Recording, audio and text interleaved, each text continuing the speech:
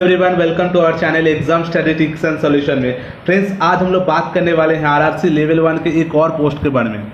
Already मैंने ढेर सारे पोस्ट के बारे में डिस्कस कर चुका हूँ आरआरसी लेवल 1 का, तो आप लोग इस चैनल का वीडियो सेक्शन में जाकर देख सकते हैं। आज हम लोग बात करने वाले हैं डीजल लोको शेड अर्थात मैकेनिकल हेल्पर के हिसाब से आप लोग जो जॉब करेंगे उसके बारे में डिस्कस करने वाले हैं। इस दौरान मैं आपको बोलने वाला हूँ workload, salary, promotion, leave, transfer वगैरह वगैरह जो भी आपके लिए इंपॉर्टेंट है इस वीडियो के माध्यम से मैं आपको सब बताने वाला हूँ, ठीक है। और एक फ्रेंड्स छोटा सा बात, रिलेटेड हर अपडेट को टाइम टू टाइम पाने के लिए आप लोग डिस्क्रिप्शन में टेलीग्राम का लिंक है, उधर जाके एक बार विजिट करके देख सकते हैं आपके लिए कितने यूज़फुल है।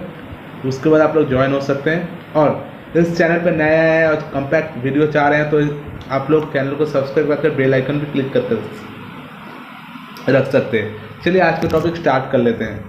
Okay, basically diesel loco shed का जो डिपार्टमेंट होता है आपका मैकेनिकल डिपार्टमेंट का अंतर्गत आता है, ठीक है। इसको आप लोग ध्यान दीजिएगा।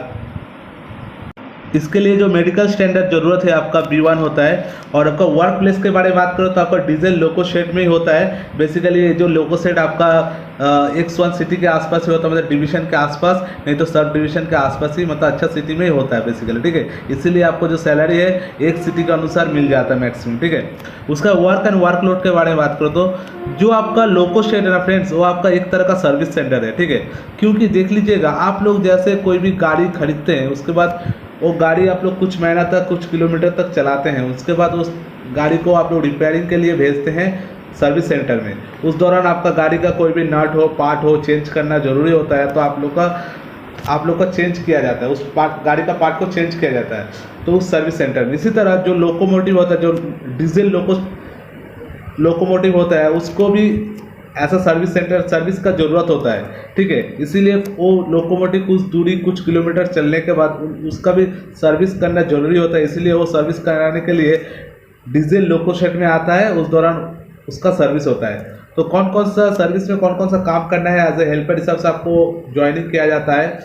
तो उस दौरान आपको जो काम है एज ए हेल्पर के हिसाब से करना है, जैसे ग्रीजिंग करना, कोई भी पार्ट टूट गया उसको टेक्नीशियन के साथ होके काम करना, और आपके ऊपर बहुत सारे इंजीनियर होंगे, उनका इंस्ट्रक्शन से टेक्नीशियन काम करेंगे, टेक्नीशियन के हेल्पर के हिसाब से आपको काम करना है, ठीक है। ग्रीजिंग वगैरह लगाना है। ओवरऑल बताऊंगा तो taking care of the overhauling of the diesel locomotive.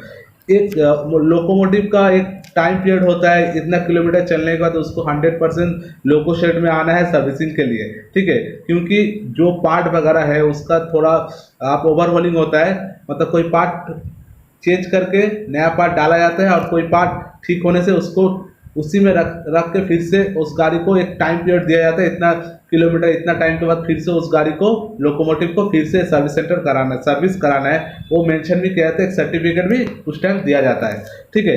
Basically as a helper हिसाब से आपको काम करना होता है। और बहुत सारे कैंडिडेट में डाउट होता है कि इस दौरान हम लोग पढ़ाई कर सकते हैं, पढ़ाई को कंटिन्यू कर सकते हैं कि नहीं। आप लोग कर सकते हैं, आपके ऊपर डिपेंड कर रहा है। आप लोग कर सकते हैं तो 100% कर सकते हैं, ठीक है, मतलब आपके ऊपर डिपेंड है। चलिए आगे देख लेते हैं आज के जो टॉपिक है। तो हॉलीडे के बारे में बात करें तो आपको वीकली रेस्ट एक मिल जाता है। साल में आपको 30 LHP मिलता है ईयरली, ये आपका नेक्स्ट ईयर में भी ऐड हो जाता है। साल में आपको 20 LHP मिलता है, लीव ऑफ हाफ एवरेज पे, बेसिकली ये भी आपका नेक्स्ट ईयर में ऐड हो जाता है। और साल में आपको 10 कैजुअल लीव मिलता है, इसी को हम लोग CL बोलते हैं ईयरली, इसको ईयरली में ख़त्म करना है, ठीक है।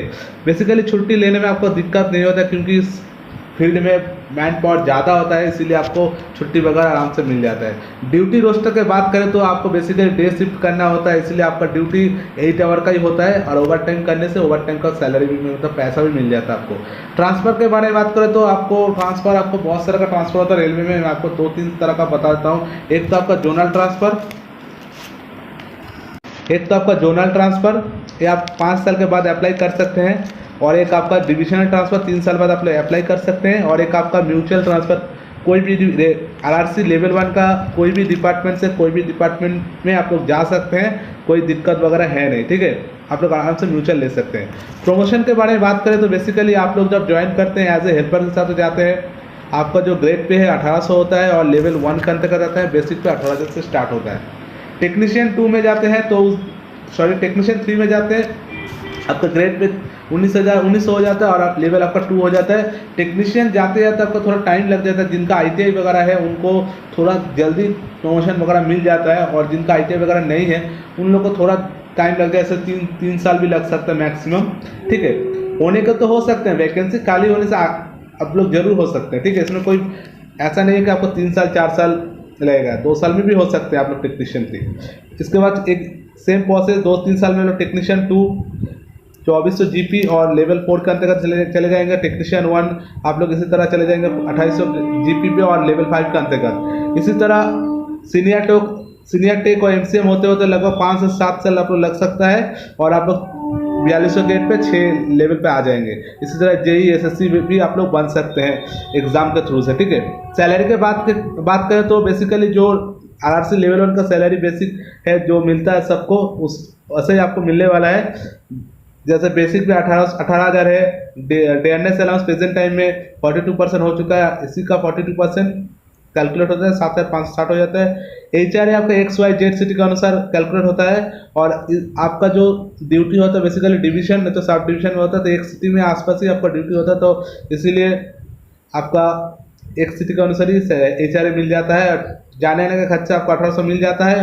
इसमें आपको ओवर टाइम मिल जाता है, इसीलिए बहुत अच्छा खासा पैसा मिल जाएगा ओवर टाइम के दौरान, और नेशनल हॉलीडे भी आपको मिल जाता है। ठीक है, और ग्रॉस पे की बात करें तो लगभग 32,760 होता है। नेट पे आपका 30,000 काट कूट के आ जाएगा। डिडक्शन वगैरह बात करो तो आपको NPS डिडक्शन होता है, और अदर स्टेट और इंश्योरेंस डिडक्शन। NPS आपका बेसिक पे और DA को कैलकुलेट करके इसका 10% आपका NPS होता है। उसके बाद सरकार कुछ पैसा देता है, जैसे 3,000 देने के बाद आपका 5,500 मंथली आपका स्टॉक होता है।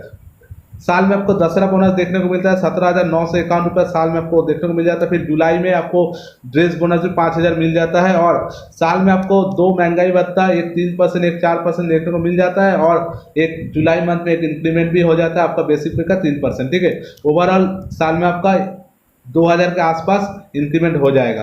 आशा करते हैं इस वीडियो को से पूरा जानकारी आपको मिल गया है। इसी तरह वीडियो पाने के लिए चैनल को सब्सक्राइब कर बेल आइकन क्लिक कर रखें। Thank you.